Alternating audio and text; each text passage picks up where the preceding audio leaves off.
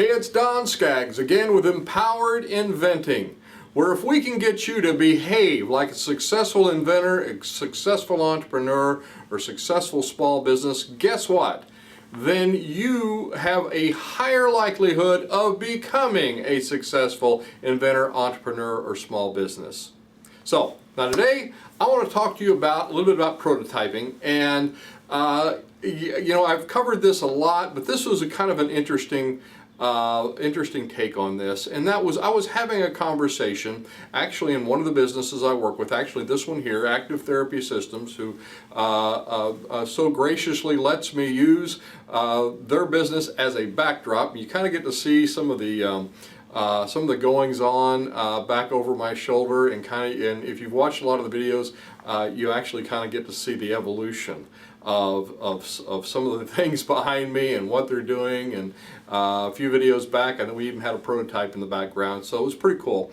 But anyway, one of the components of the product that they use at Active Therapy System, it's a 5 punch pad system, but it is a fabric. So there's a fabric component to this product. Now, so they had contracted a master seamstress, and she was in here, and I got to talking to her one day, and she was telling me about muslin. She had this material out called muslin, and I asked her, I said, now what is that? Because I know very, very little about sewing and products like that. And so I got to learn about this really, really cool material called muslin, and she actually gave me a piece of it so I could use it in this video, which is kind of cool. But it just looks like a cheap piece of fabric, and it's you know, it's different sizes you can use.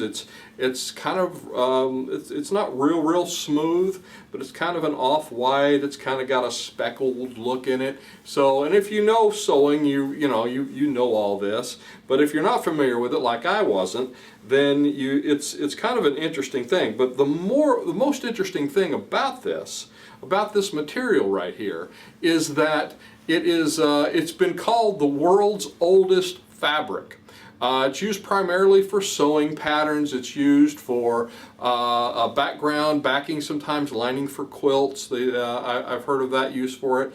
But its primary use is for making test garments before the more expensive material is used, and that's exactly what the seamstress here was doing.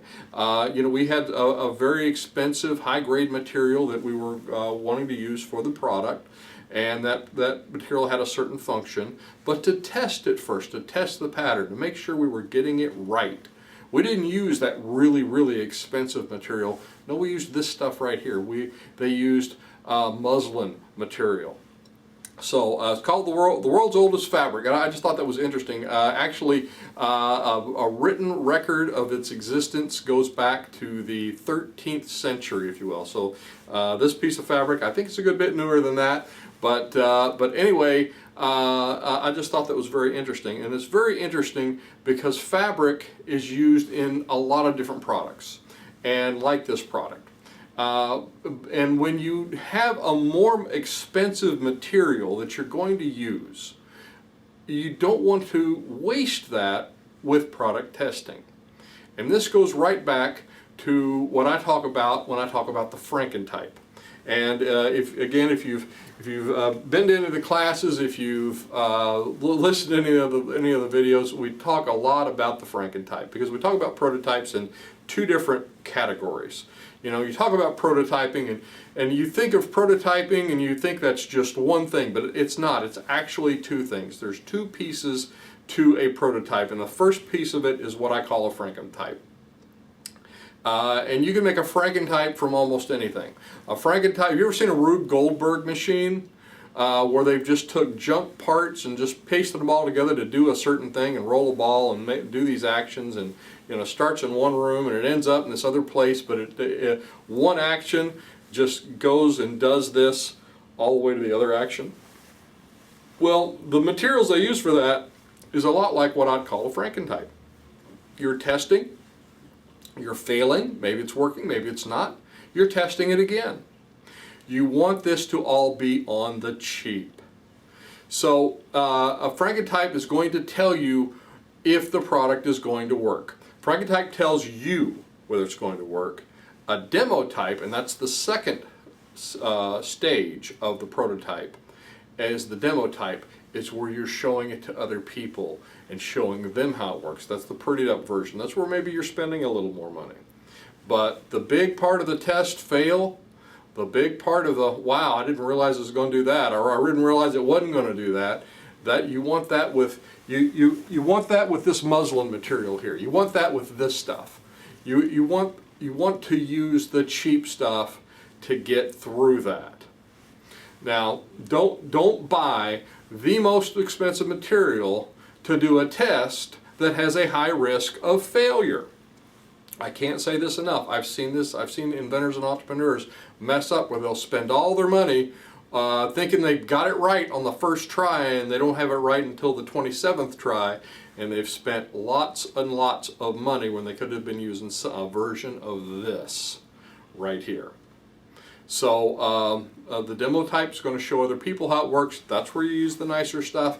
The Frankentype is this stuff right here. It's the muslin of the world. So how do you find your own version of muslin? How do you find this? Well, there's a lot of different places. Junkyards.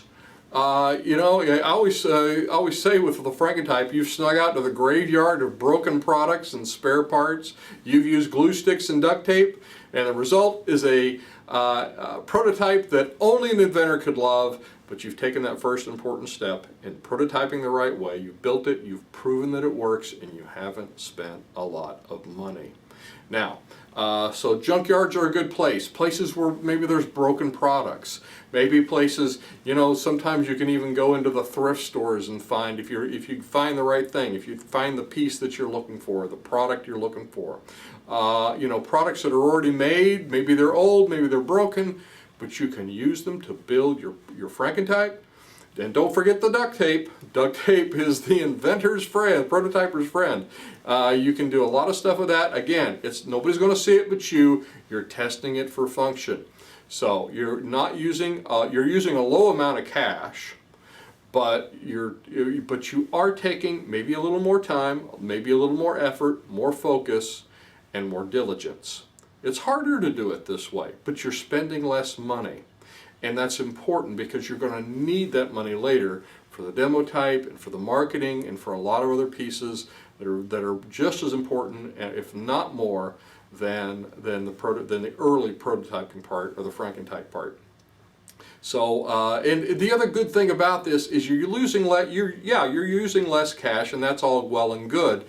But the fact that you are more focused and more elbow deep in this, making it this way, it's going to teach you things on a much, much better level than it is if you're just throwing a bunch of money at somebody and saying, hey, make me a prototype.